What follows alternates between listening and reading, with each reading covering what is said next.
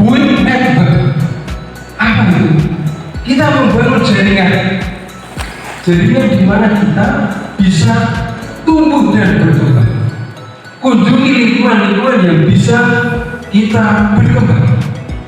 Salah satunya adalah kampus, salah satunya adalah tempat pelatihan, salah satunya adalah organisasi It's Me, Ikatan Cendekiawan Muslim Indonesia.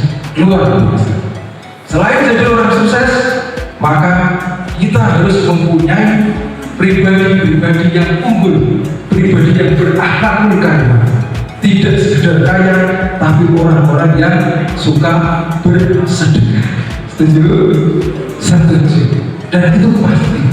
Dan semua itu bisa terjadi manakala kita yakin, kita percaya pada diri kita adalah ciptaan Tuhan, entitas tanpa batas. Jangan ragu kekuasaan Tuhan. Saya yakin lewat depan pintu depan itu ya, itu ada keberkahan luar biasa.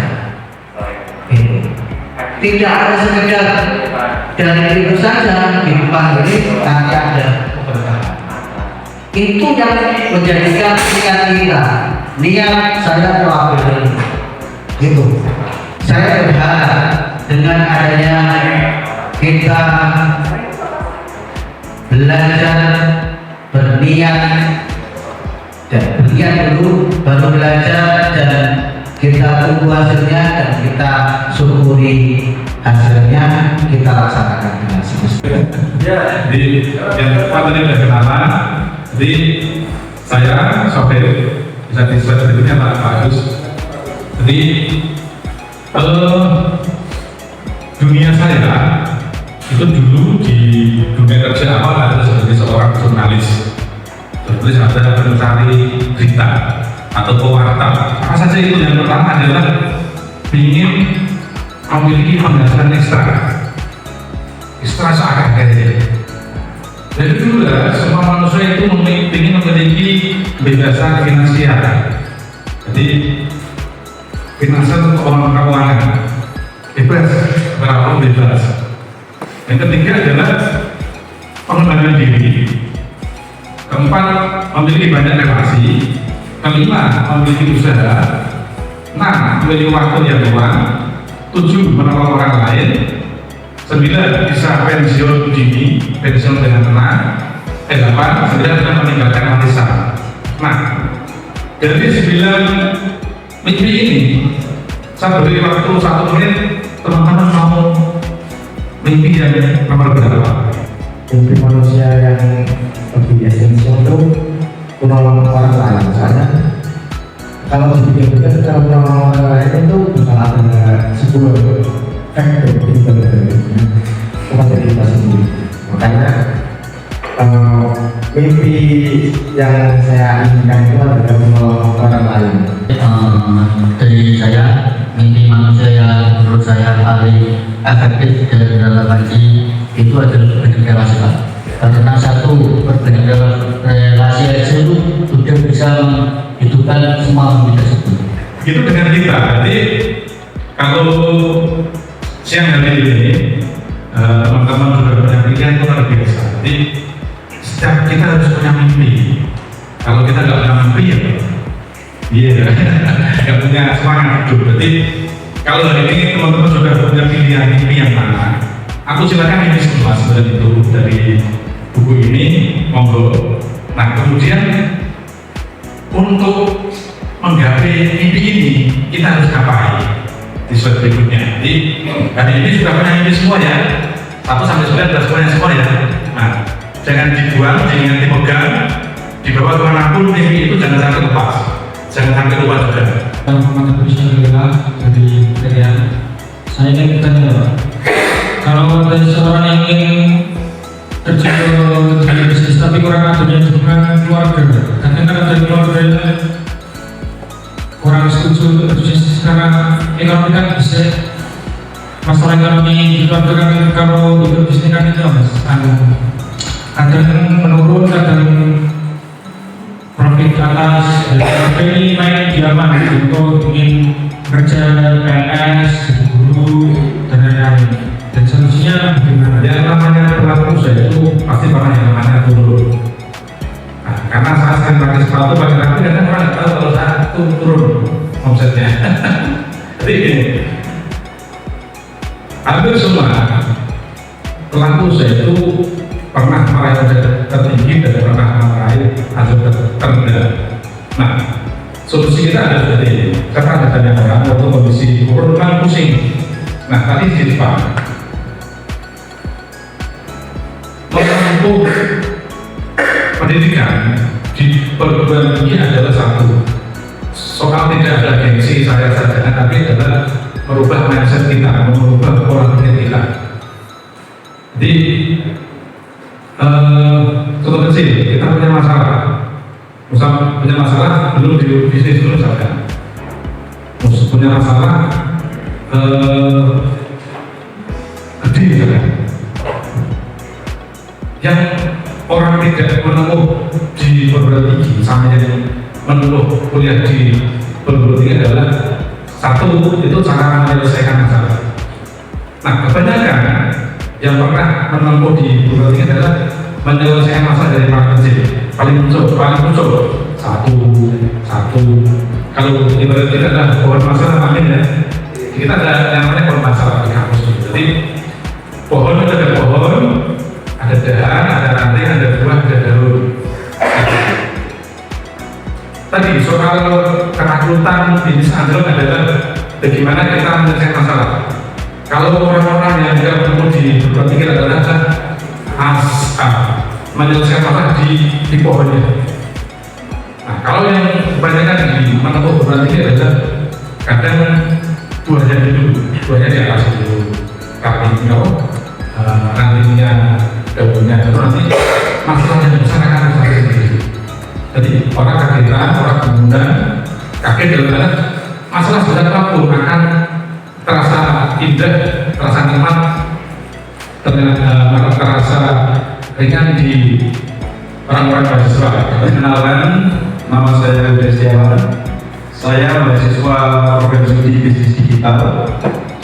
Pekerjaan saya saat ini adalah entrepreneur di bidang IT dan teknologi kreatif.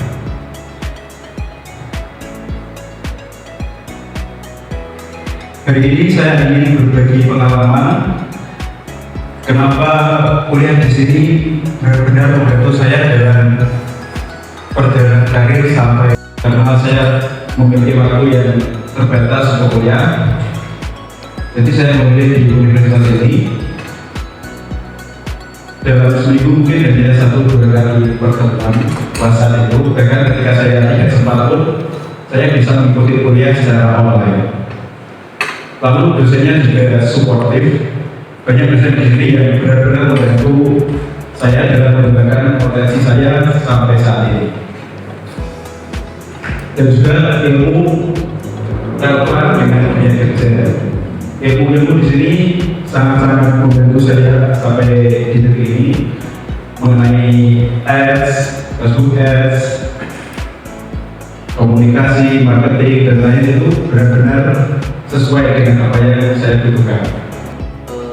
Tadi SMK-nya kebetulan saya juga di TKJ itu memang ada beberapa pemrograman juga, dan memang pasti banyak kemajuan bahasa pemrograman tersebut. Lalu itu tadi apakah mengikuti perusahaan ataukah freelance, karena memang beberapa website juga ada yang freelance, dan bagaimana kita bisa menarik klien gitu Mas. Di bulan pertama saya kerja apa saja, semua serabutan dan lain. Kemudian di tahun kedua sampai keempat saya bekerja di digital marketing. Digital marketing jam 8 sampai jam 4 sore. Di rumah saya freelance. Untuk SMK jurusan saya desain grafis. Jadi saat itu freelance saya jasa desain, jasa pembuatan PowerPoint, jasa edit video, semua yang bisa saya kerjakan saya kerjakan. Selama 2 tahun saya freelance di namanya Fastball, itu khusus untuk market Indonesia. Setelah di Fastball saya rasa kurang bisa berkembang, saya cari-cari info dan ada namanya Fiverr sama Upwork. Di Fiverr sama Upwork itu untuk klien internasional. Di tahun pertama tidak ada penjualan sama sekali, namun di tahun-tahun berikutnya semakin ada satu lalu semakin bertambah. Dan karya saya pun beberapa dari situ yang sampai sekarang masih kerjasama. Untuk di awal itu kita tidak boleh fokus ke uang. Yang penting bagaimana membuat klien itu suka dengan hasil produk kita. Karena jika mereka suka, mereka pasti selalu balik lagi, selalu memberikan 110% dari kemampuan kita. Dan jika klien memberi proyek yang susah, yang sekiranya kita tidak mampu, itu jangan ditolak. Cukup baik saya akan coba beri waktu 1-2 minggu untuk mencoba itu. Jika gagal, cukup maaf dan tidak perlu membayar. Jika berhasil, baru mereka membayar.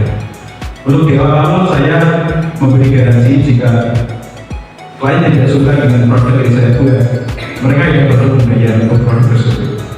Dan itu yang membuat mereka selalu percaya. Sekian. Untuk teman-teman yang mau kuliah atau mau mulai bisnis, yang penting adalah mulai dulu dan konsisten. Dan di sini menurut saya tepat karena waktunya fleksibel dan dosen-dosennya juga banyak yang ekspor di sini. Terima kasih.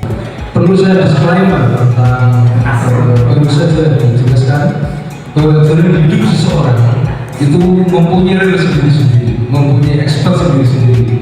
Rekan-rekan tidak harus sama seperti Mas Huda, tidak harus sama seperti Mas Taufik, tapi cukup menjadi diri sendiri.